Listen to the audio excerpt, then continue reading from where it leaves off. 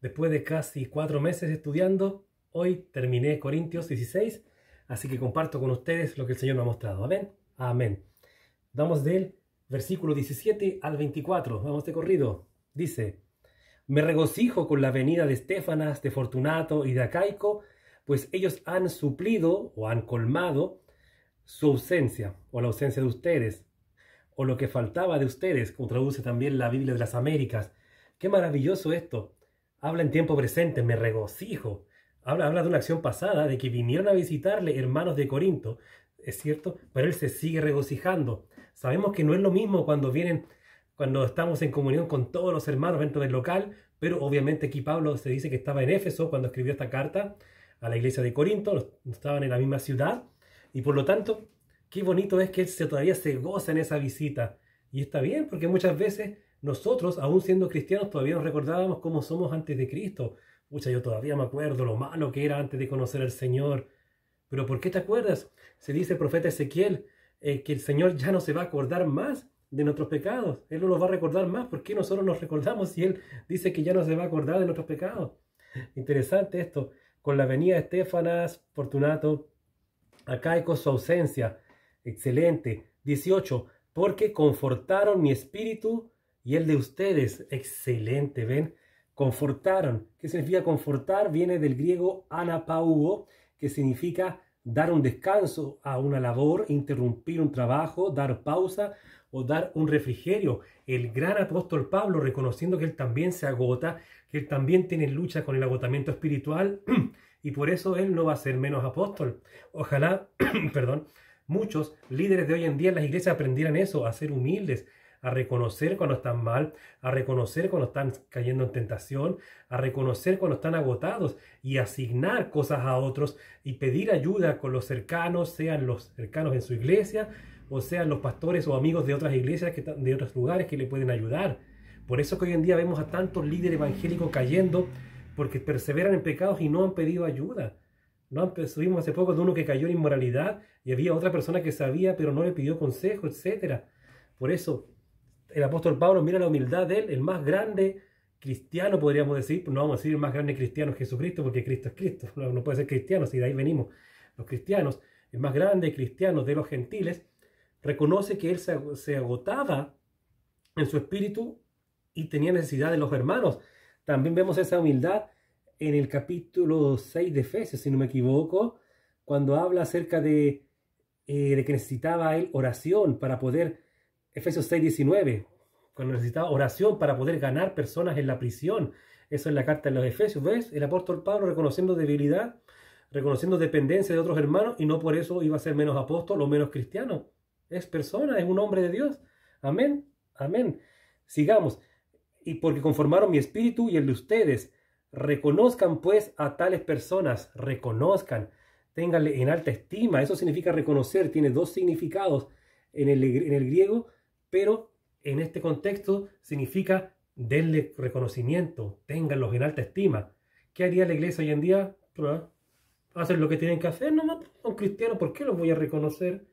1 Corintios 15:10, el Señor pone gracia en su corazón. Filipenses 2:13, el Señor, es quien pone en su corazón el querer y el hacer. Ahí nos ponemos bíblicos. Para reconocerle algo bueno a un hermano nos ponemos bíblicos.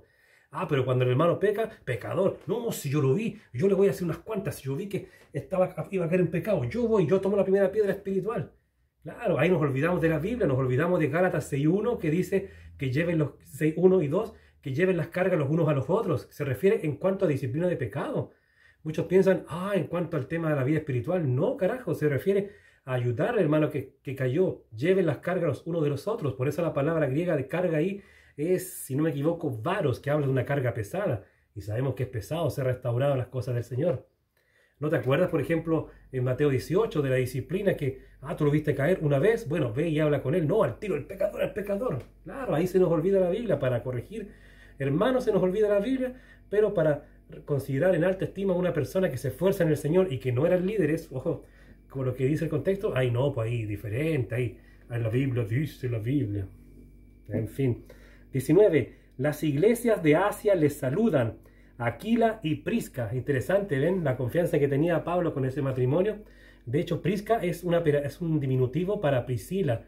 Es como hoy en día a la Francisca le dicen Aquila y Pancha, por decir una cosa, o Aquila y Fran, que es una que le dicen hoy en día a las franciscas por una influencia brasileña. Fran, con la iglesia que está en su casa, les saludan mucho en el Señor. Mira qué tremendo esto. Y les saludan, el 20, les saludan todos los hermanos. Interesante, ¿no? ¿Por qué? Porque Corinto era una iglesia muy carnal, muy poco bíblica, sin embargo les siguen considerando amigos, les siguen considerando con mucho amor. No son de esos de que, no, estos hermanitos son carnales, yo no me junto, yo me junto con los de mi denominación nomás, o no, los de mi sector nomás, no.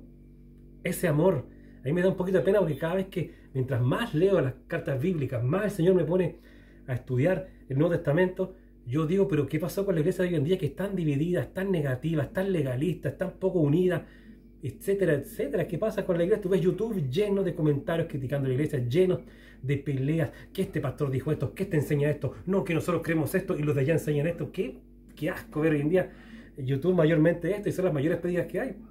Hoy en día las prédicas de YouTube evangélicas son críticas entre pastores, predicadores, que la mujer debe vestir con falda, que la mujer debe vestir acá, que la mujer debe vestir acá, y un poquitito que te habla de doctrina bíblica buena. Estamos muy complicados, ¿no? Sigamos. Terminando el 20 dice, saluden los unos a los otros con beso santo. Romanos 16 dice lo mismo, y tiempo atrás había explicado un beso santo. ¿Qué significa? Un beso a cada hermano. No que de repente, ay, hermano, ¿cómo está? Muac. Hermano, ¿cómo está? Muac. Ay, hermano, ¿cómo está? Mucho gusto, bienvenido, qué gusto verle en la iglesia. Ah, hermano, hola, ¿qué tal? ¿Qué tal? Y después otro hermano, ay, venga, un besito, abrazo, ¿no? Por eso el Señor, beso santo, salúdense unos a otros, todos. El beso se nota mucho, de repente, ¿cómo se llama? La discriminación, no sé muy fuerte la palabra, pero quizás el rechazo, quizás el poco gusto que tenemos por ver a cierto tipo de hermanos. Interesante, por eso dice ahí, los unos a los otros con beso santo, todos. También le poníamos la aplicación que de repente pasa que, por ejemplo, el culto de semana, llegó la esposa al culto, el marido todavía no llega, llega después el marido al culto, llega, hola mi amor, ¿cómo está? Y se da un tremendo beso o calugazo, como le decimos coloquialmente en Chile, pero dentro de la iglesia poco respeto, o sea, salúdense de forma no tan cariñosa. Estamos dentro del local, que no tiene nada especial un local, son paredes, pero es un lugar consagrado para el Señor, para el respeto. Amén. Amén. 21. Yo, Pablo, les escribo esta salutación de mi propia mano. Y en varias cartas más ponía eso, que él era el que ponía su saludo final ahí, como que le pedía permiso al amanuense o al secretario, préstame el lapicito, préstame la lapicera, yo ahora escribo esta parte. Listo. Sigue, continúa, te sigo dictando. Una cosa así. 22. El que no amare al Señor Jesucristo sea anatema. El Señor viene. Y sabemos que el Señor viene es en la palabra aramea maranata, que es, de hecho está así en los originales, maranata. El Señor viene, nuestro Señor viene. Amén. Pero interesante, el que no amare, y el verbo amare viene de filio, o sea, ya no es el que ama como ágape, sino que habla de una persona de amar, un amor como de amigo, un amor fraternal. Por lo tanto, aquí está diciendo que aquellos, está hablando quizás contra los ateos, aquellos que no aman a Jesucristo, o sea, por último, el que no es cristiano, que no ha sido nacido de nuevo, igual ama a Jesús, cree en Dios, etc., y lo quiere a su forma. A esa persona hasta aquí es hasta pasable, pero el que ni siquiera lo quiere así, dice Pablo, que es anatema, es maldito. Ay, ay, ay. 23. La gracia del Señor Jesús esté con ustedes. Y el 24. Mi amor en Cristo Jesús esté con todos ustedes.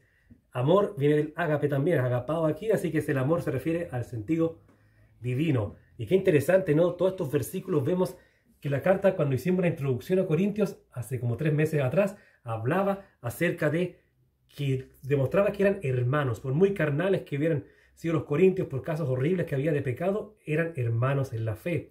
¿Y cómo termina la carta? Con lo mismo, confirmando que eran hermanos en la fe. Por lo tanto, tú no juzgues corintios para decir, no, ahí no habían convertido, no, ese va a perder la salvación por esto, no, este aquí, este allá, no. Tú guíate, Corinto, por lo que dice el contexto de principio a fin. Eran salvos, pero como dice también el capítulo 3, si no me equivoco, eran niños bastante espirituales. Así que, querido hermano, que el Señor bendiga sus vidas. Gracias por acompañarme. Corintios no fue una carta que prediqué versículo a versículo, sino que conforme el Señor me iba diciendo que yo hiciera videos, iban saliendo. Así que el Señor les bendiga.